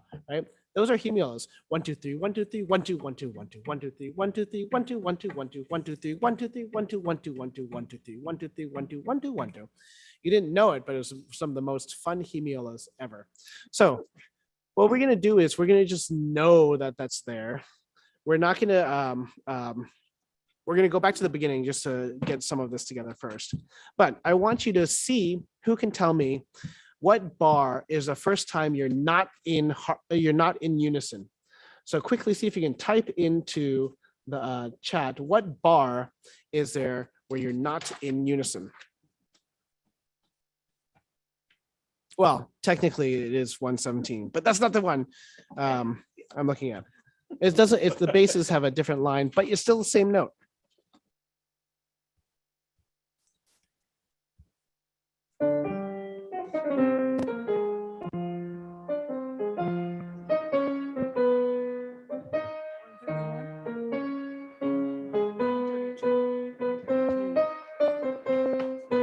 Uh-oh. Right there. That's bar 132, is it? It's bar 132. And all of a sudden we have chord. So let's look at that for a second. Bar 132, here are your notes. And look, everybody has the same note except for the sopranos. They changed their note. But let's just sing that. Ready? Da, da. Ready? 1 on da. 2, 1, 2, 3, and. Yeah, but breathe for it. 1 and sing in the rhythm. So we go da da. Ready and. Wait. Bass tenor. Ready, soprano? 1, 2, 3, and. Oh, that was great with verve and energy. That was fantastic. That's great. Now, let's do that whole section before that, even though the melody of the first part on the first page of this bar, page 14, is more familiar. But see if we can get to that chord and see if we can get the notes of that chord when harmony suddenly springs forth. Okay. Right, on da da. Ready? 1, 2, 3, and. Nice.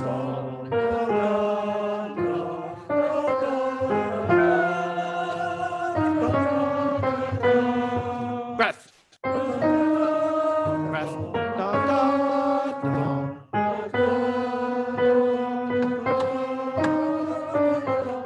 Here we go. And. Wow! That was great. That was really great. for coming out of absolutely nowhere, right? I mean, like you have it, and then you all of a sudden, and then, oh, that's great.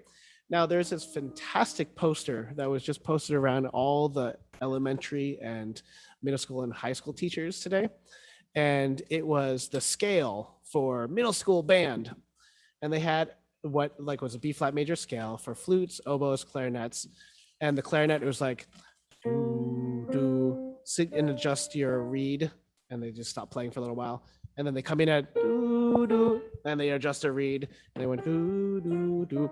And the tuba player just plays one note and then stops for a while. And so you all sound right now like the flute. The flutes were like this. Do, do, do, do, do, do, do, do. So what I got was da da da da da da da da da da da da da. And what we want to do is eliminate as many of those as possible. So see if you can do da da da da da da da da da da da da da. I think it's possible to do the whole thing in one breath, but see if you can possibly do that. Okay, ready? Here we go. And then you see that the next section, he actually makes you take a breath.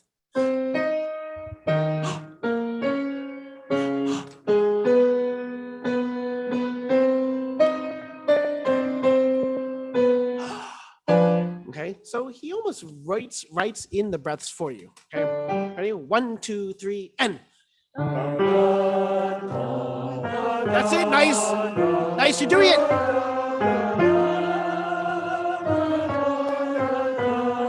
Breath. Breath. Breath.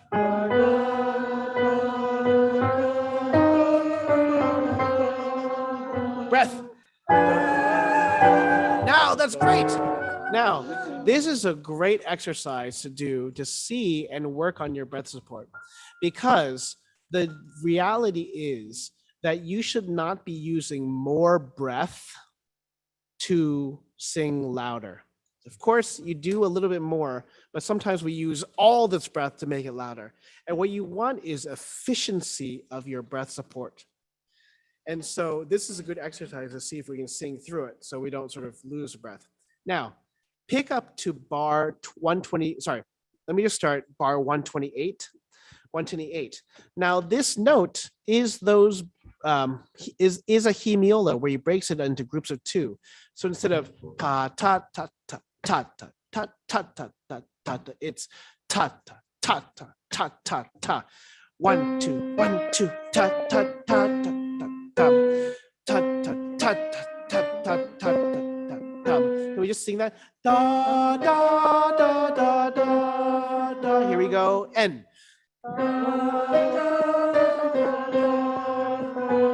Ta-dum-bum. It's earlier. 1 2 da ta ta ta. Can you do that? Listen to me before we sing it together, but we're going to sing ta ta ta da da da da. So we're just going to add one more note. Ta ta ta da da da. Here we go. And da.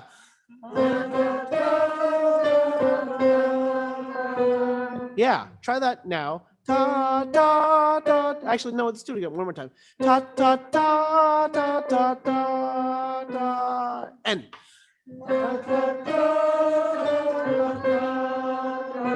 Yeah, that's great. Now sing it as written without the extra note, but feeling it. Ta da da da da da and da. That was it. That's exactly it. So when we get to page 17,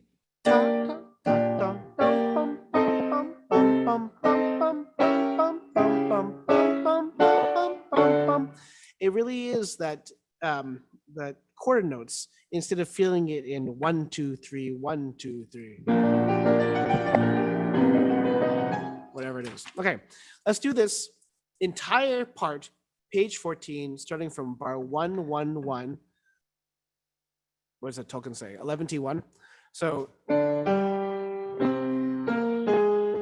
right there. 11 T1. Ready? 1, 2, 3, end. No breath, D.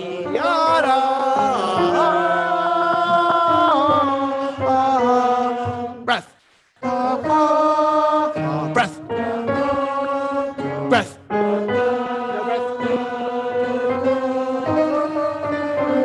And then harmony.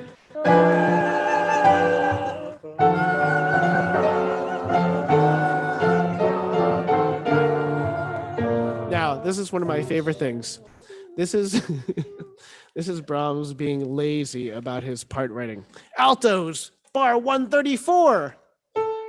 Okay, ready? Altos only, bar 134. Ready, and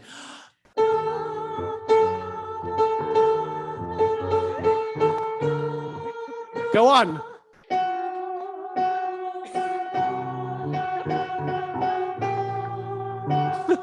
Right? That's very, very lazy part writing. Tenors, with the exception of one little part, you actually have almost exactly the same sort of contour. So tenors join the altos bar 134. Yeah, Paul, why don't you play at least the bass line, and I'll play the voices. No, actually, you can play the voices plus the bass line. Right? Here we go. Altos, tenors, bar 134. Paul playing those three voice parts without the soprano. Ready? 1, 2, 3, end.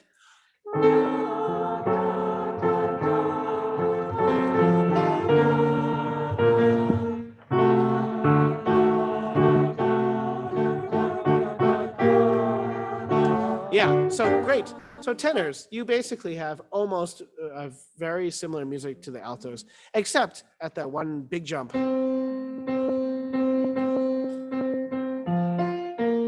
Dee da ba ba. It almost sounds like a bass part.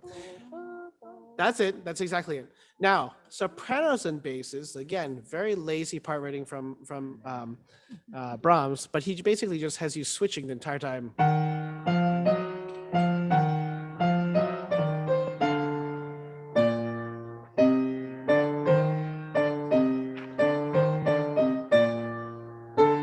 Let's just do sopranos and basses.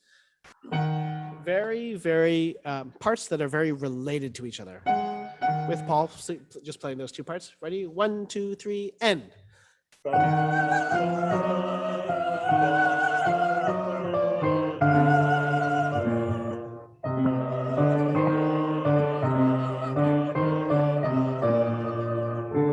Yeah, exactly. Sorry. So such a great part. Do you see what the orchestra's doing?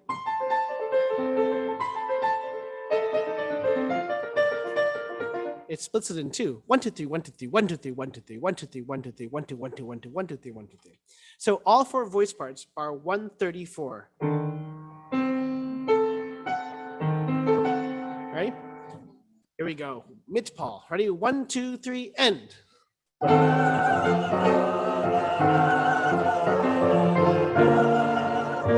End.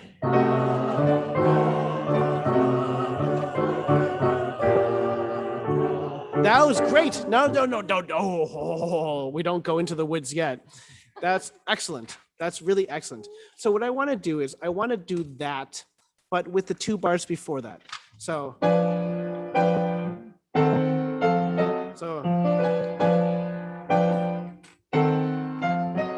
okay. So just try to memorize your part. It should be really easy because it's just. So let's do that. 132 with Paul. Right? 1, 2, 3, end. End.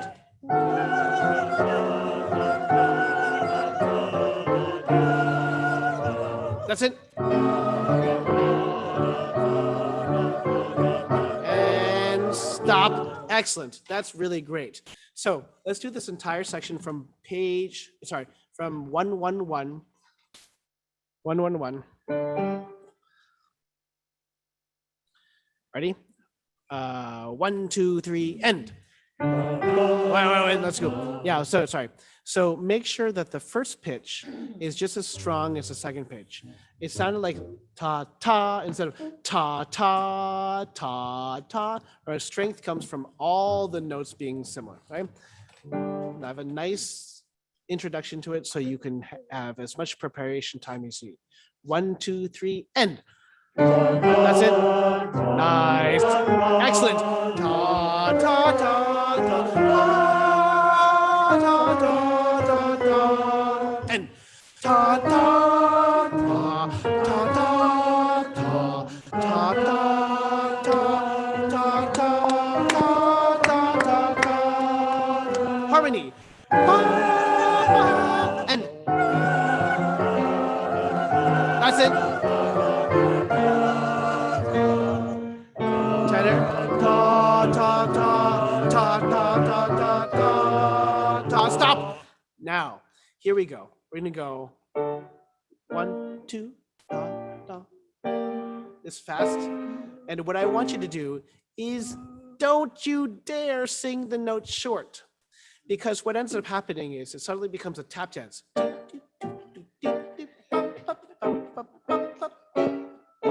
And it becomes really dainty, and it's not at all. The orchestra is doing these crazy arpeggios, and it needs to actually. What are we doing? The way to do this. Let's rehearse this. Sustain, sustain. Da, da, da, da, da, da, da, da. So about that fast, okay? Basses, tenors, altos, sopranos. Now it's going to be listen to the first couple bars first. 1, 2, 3. Just listen. 1, 2, 3. 1, 2. Sustain as if it's legato and it's slow motion.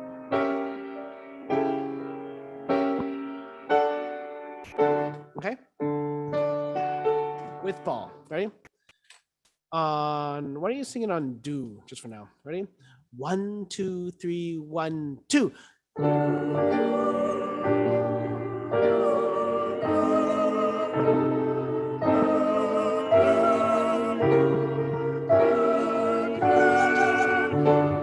Yeah, that's exactly it. That's exactly it. Now, altos, make sure that there's one note that you actually sing that's higher than the sopranos. But for you, it's easy because it's just the same pitch.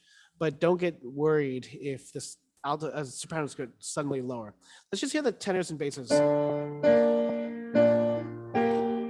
Tenors and basses are very far apart. So the basses are really quite far apart from the other three voice parts, but let's hear tenors and basses first. 1, 2, 3, 1, 2.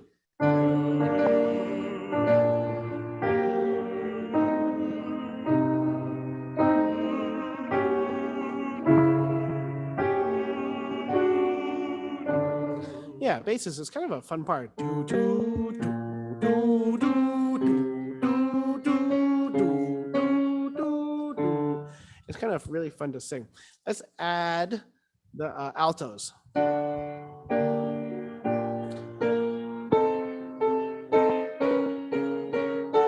Right, here we go. With Paul. 1, 2, 3, 1, 2.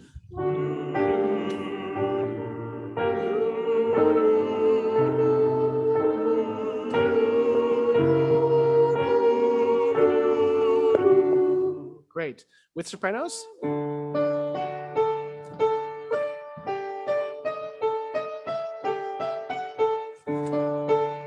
Ready? 1, 2, 3, 1, 2.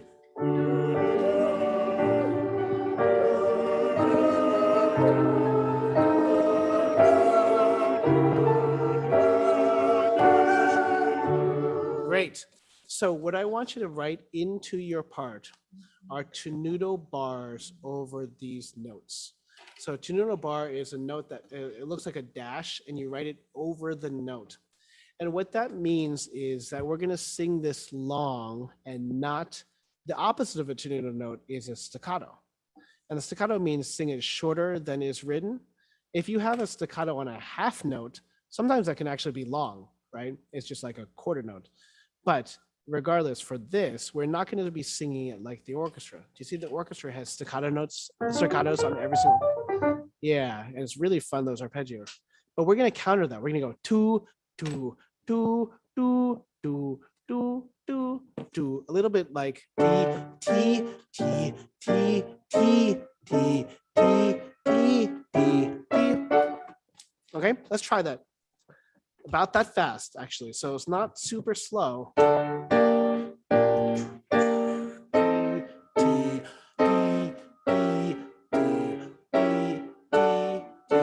One, two, three. Okay. On do do do do do. Right. 1, 2, 3, 1, 2.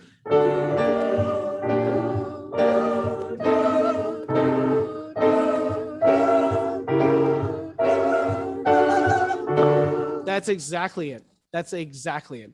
So what I would love to do is Paul play the actual orchestra part. I play the chorus part with you all.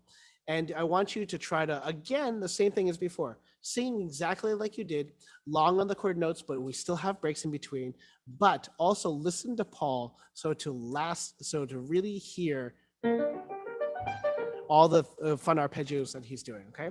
So again, we're gonna go 1, 2, 3, 1, 2, okay? Here we go. 1, 2, 3, 1, 2.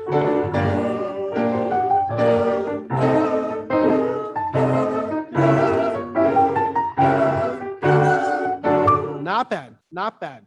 Now it's starting to get a little shorter, and so we really need to make sure T, T, D. Oh, you know what it is too? Don't think crescendo either. D, D, D, D, D, because that's the thing that actually makes it feel like also that it becomes shorter.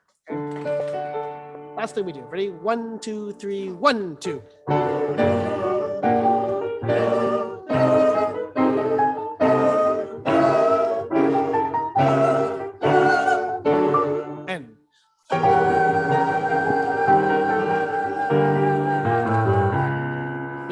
Not bad. Not bad at all. Okay. Now, like was mentioned in the last minute that we have here, we are working really seriously towards in-person singing. The board has a meeting coming up soon where we're going to talk about our plan that's going to be there. And obviously we don't know what's going to happen or what the timeline is going to be.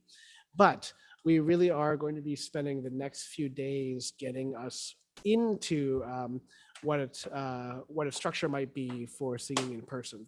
So next week, I am not here, but Carrie is going to do her last of her full boot camp things for technique and getting us feeling like we're back in shape. And then Derek is going to help us with these sections, the 2 sections of the Brahms, and then also number 1 of the Mendelssohn that we looked at last week, which is, we'll send in the chorus notes, but it is 127, bar 127 of number 1, and that section until number 2. And so looking at the German, looking at the notes for that, we didn't have time for that tonight, but we will look at that. So I would listen to those and sort of get your ears around those, but really great work. It feels like we're getting the dust off ourselves, getting back into singing together and being able to be aware of each other, which is something we need in the world a lot right now. It's just like empathy and connecting to others, which is great. So chorus is symbolic of that, but I'm really looking forward to hearing how things go next week, but also our board meeting where we'll hopefully have a more concrete idea of how we sing together in person. So that being said, I think, Christian, do you have something to say, or is it just switched over? No, just encourage everybody to read your chorus notes when they come out Monday. We can't hear you yet. Yeah, that's right. Jack Trippers can't hear me, but Zoomers can. So read your chorus notes on Monday. Jack Trippers can't hear this right now. See, Christian's on twice. He's on Zoom and Jack Trip, so he has to switch. From 1 month. Okay, great. Okay, well, we'll see you next week. And thank you all for all the patience as we go through all these things, but we're really excited about the future steps and look for it and read it in course notes, and we'll have more information soon. And you'll see you next time. Thank you. Bye, everybody. Good night, everybody. That was awesome, Ming. Log off. Good rehearsal. Thank you. Wonderful. Wonderful.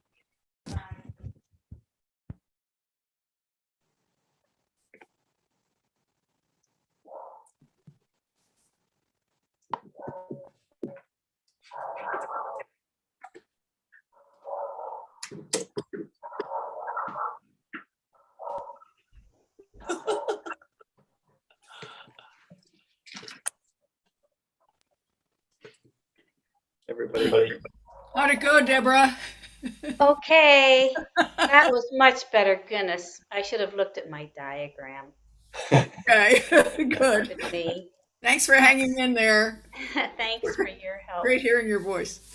Oh, thank you. That was fun. It was fun. Yeah. All right, everybody. Until next week. See you next week. Bye. Adios. Thanks, Ignacio. Thanks, Do Lisa. your homework. I'll be out of town next week. Aw.